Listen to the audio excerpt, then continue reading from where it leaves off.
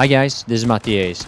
The video that you're watching is going to be about aim and how, simply put, you can get better at it. I'm also going to break down aim into a few different categories that you may or may not have heard about before. So now whatever shooter game we're playing, we normally just get better at it gradually as we keep playing. But there are certain ways that you can practice this and actually improve a lot faster than just playing the game normally. And some of the exercises that I'm going to show you in this video is something that I especially recommend to people that feel that they are kind of stuck. If you feel yourself, if you're honest with yourself that you're not really improving, or at least not improving as much or as fast as you would like. I've also decided to try to keep this video rather basic. It's not a beginner's guide per se, but I will try to focus on relatively normal situations. So range and bullet drop is something that I'm not going to focus on in this particular video. Now, if you haven't seen my latest bullet drop tutorial, I will put a link in the description and you can check that out if you'd like. So now when people talk about aim, there are several different terms that are used. One of them is pre-aiming, and what that means is that you put your aim in the right spot before you're able to shoot. This is very common to do when some kind of cover is between the two players. Now, another commonly used term is twitch aim. Now, what that means is that you do not know where your opponent is, and based on just muscle memory that you've obtained by playing the game and through experience and practice, you can in a split second just put your aim directly where it needs to be and fire.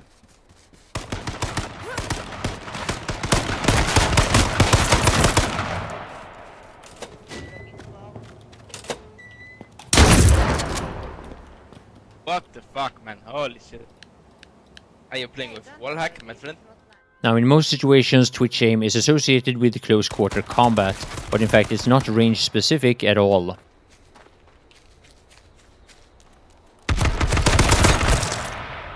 So now the next category of aiming is, to my knowledge, most commonly known as tracking.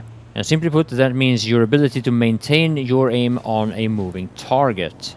Now, whether this is a fast or slow moving target, whether it's far away or close range, for as long as it's about you maintaining your aim directly on target, that is what we normally call tracking. Now, on top of that, there is a more advanced version of tracking, which is called leading. And leading means that aside from just tracking the movement of your target, you put your aim where you anticipate that the target is going to be in just a very short moment. Normally in H1Z1, this is just a fraction of a second. In some of the games that I have played in the past, for example, the older brother of H1Z1, Planetside 2, you in some situations have to lead a lot more.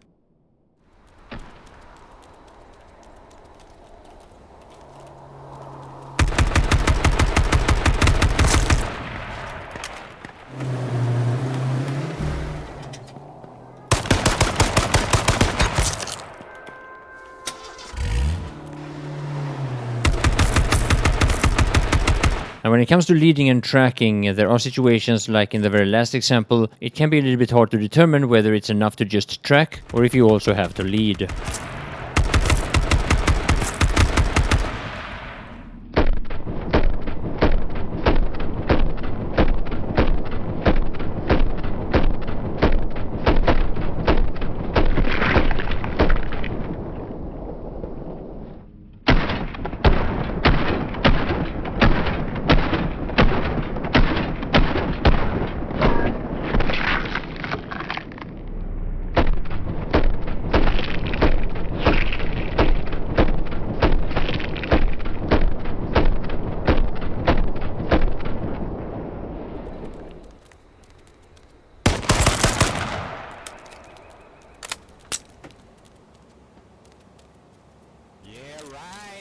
Now, leading is hard, and since I want this video to be relatively new player friendly, I'm not going to cover it too much. But I think the best way to learn it is by doing it a lot, of course, but also watching other players do it a lot. And by other players, you need to find the ones that actually knows what they are doing, because this is easier to talk about than to handle properly. And as much as I've covered leading in the past, I'm going to try to continue doing so with examples that are similar to what you see in this tutorial.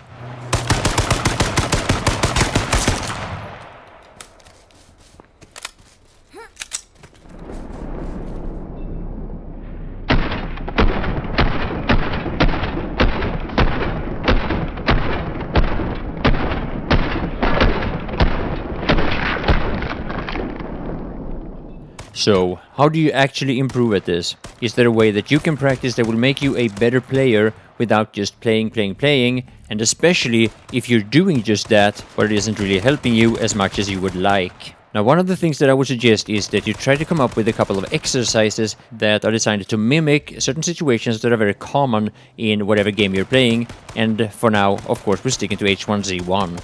Well, here's a rather common situation.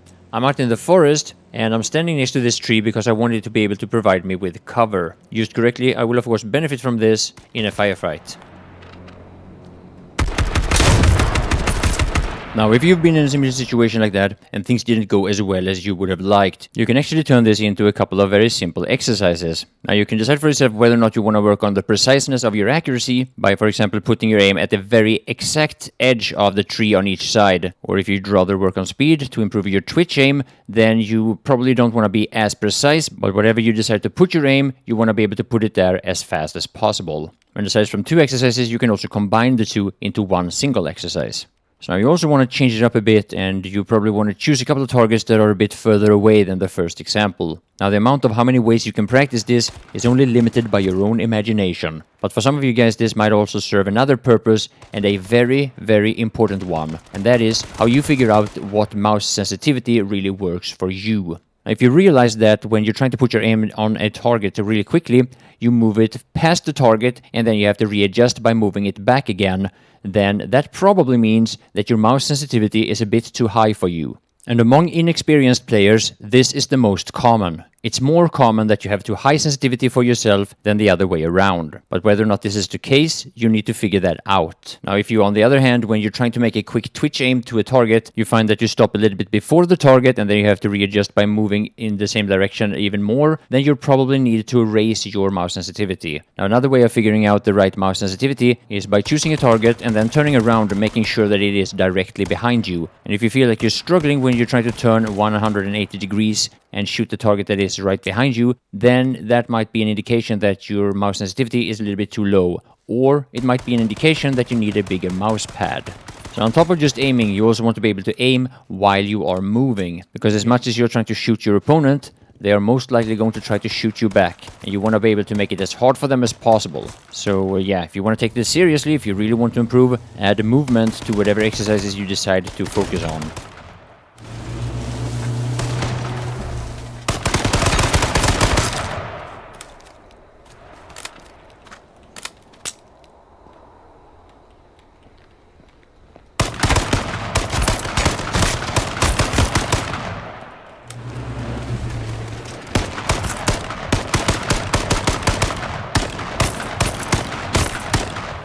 Yeah, speaking of exercises, I guess the best place to do this would be in the Box of Destiny before a Battle Royale begins. And here you can of course also use some of your combatants to practice tracking on. Now, since you've noticed that the weapon that I'm using the most in this video is the AR-15, let me take a moment and talk about that specific weapon for a while, even though this video is not really meant to be a weapons guide. And based on my previous experience, the AR-15 has a very unique spray pattern, and that is mainly due to the lack of a vertical recoil. Now, it can be well worth your time to take a moment and do what you see me doing here, which is finding a target, in this case a couple of trees, and putting a few clips into them in order to familiarize yourself with the weapon's handling. So now, being that the AR-15 is a very versatile weapon that can be used at anything from very close range to very long range, anything that is related to aiming can be applied to it. Now, I wouldn't recommend you to go up against a hunting rifle at long range, and I wouldn't recommend you to go up against a shotgun at close range, but due to its versatility and how much more common it is compared to, let's say, the AK-47, this is one of the most important weapons, in my opinion, when it comes to King of the Kill.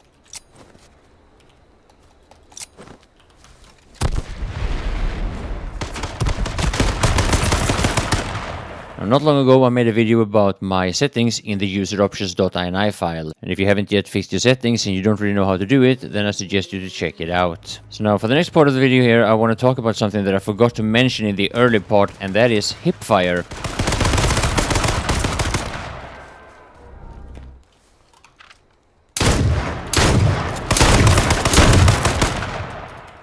Now, hip firing with especially the AR-15 can be very strong, and it's mainly the fire rate of the weapon that makes it so. But in general, the main thing about hip fire, and the thing that you need to benefit from if you want to be good at it, or if you want to be successful with it, is the movement speed that is a lot higher than when you aim down sight. Dude, what? Okay, sure. Don't ask me, man. So your ability to maintain your aim on a moving target while moving yourself is going to be one of the deciding factors to whether or not you're going to be successful in close quarter combat while hip firing.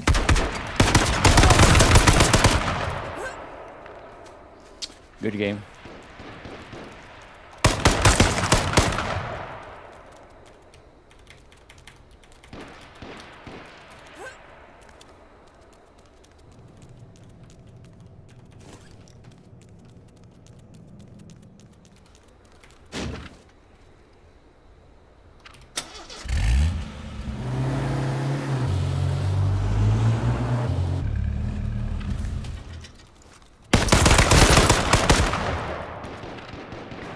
Oh yeah, and one more thing about hip firing. When you do it, your weapon will most likely behave very differently compared to when you aim down sight. You might want to check that out.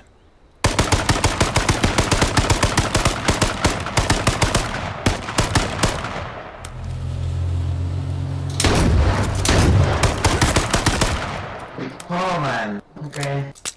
Good game. Now, with the air, for example, the horizontal drift that I was talking about earlier, the weapon actually compensates for it by itself. That is, if you give it time to do so. The moment you increase your fire rate, the automatic compensation will be cancelled just because it's too slow. But there is no such compensation for hipfire.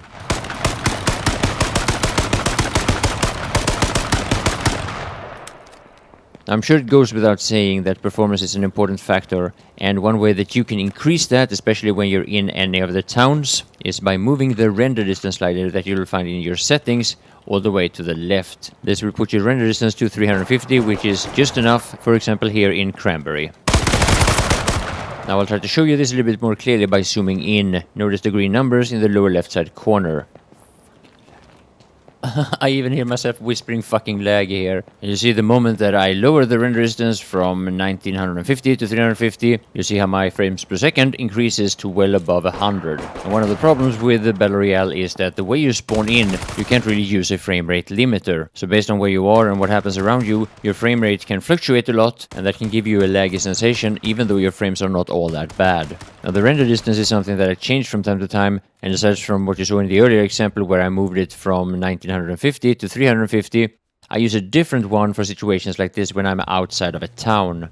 And the reason for that is because I want to be able to see the bomb planes where they come in, and also, you know, the airdrop. And in order to do that, I need to have the render distance at around 1200 or maybe more. Now, of course, I don't want to have it too high because it will affect my performance, but for as long as I am outside either Ranchito Taquito, Cranberry or Pleasant Valley. With my system, I normally stay somewhere between 100 and 170 frames per second with the render distance set to just 1200. Now, it's perfectly understandable that some of you guys would want to be able to see any of the planes even if you are in a town.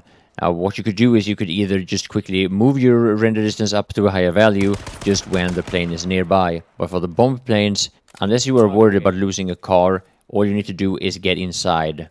Also keep in mind that sometimes if you feel that you have trouble keeping your aim on target with the AR, it might actually be more of the handling of the AR that you're having trouble with, since it in some situations can start drifting in one direction and move your aim away from the target. And it might actually be worth it to sacrifice a battery or two to just try this out a couple of times if you feel like the time after your wins are just not enough. So now, despite that the AR-15 is the dominant weapon in this video, don't let that part of the footage fool you.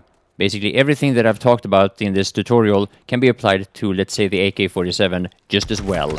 Just keep in mind that the AK has a bit lower fire rate, it is fully automatic, and it has a little bit of vertical recoil, among a few other things.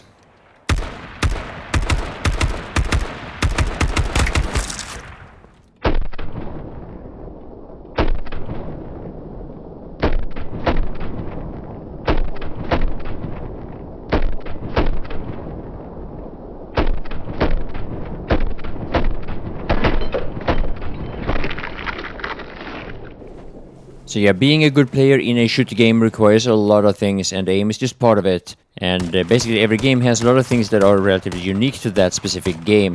Like, for example, one of the things that is important to know in H1Z1 is to be able to shoot under a car like this if you spot somebody behind it. And in order to properly take cover behind a car, you need to make sure that you sit behind the tire in order to avoid being killed in the way that you see here. And general game knowledge like this, combined with map knowledge and a lot of other things, will together with your aim determine how well you will do in most situations. So yeah, I hope you enjoyed the video, I hope it was helpful. My name is Matthias and I'm going to leave you with a few more minutes and a few more examples before I end the video, so thank you all for watching.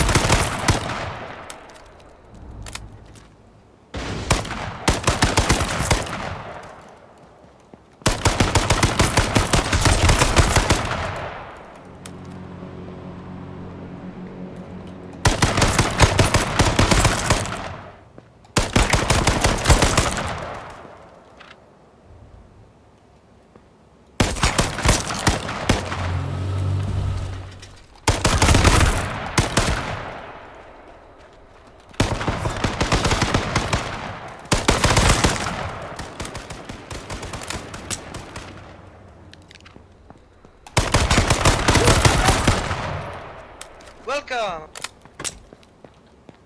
Good game. Yeah, yes, this is you. Ready for it. Wow, welcome. Hello. Yeah, it's me, man. It's me, man. Okay, bye. Good luck, man. Okay. Good luck in the next one, man. No, that's an ATV. I got him. I got an ATV.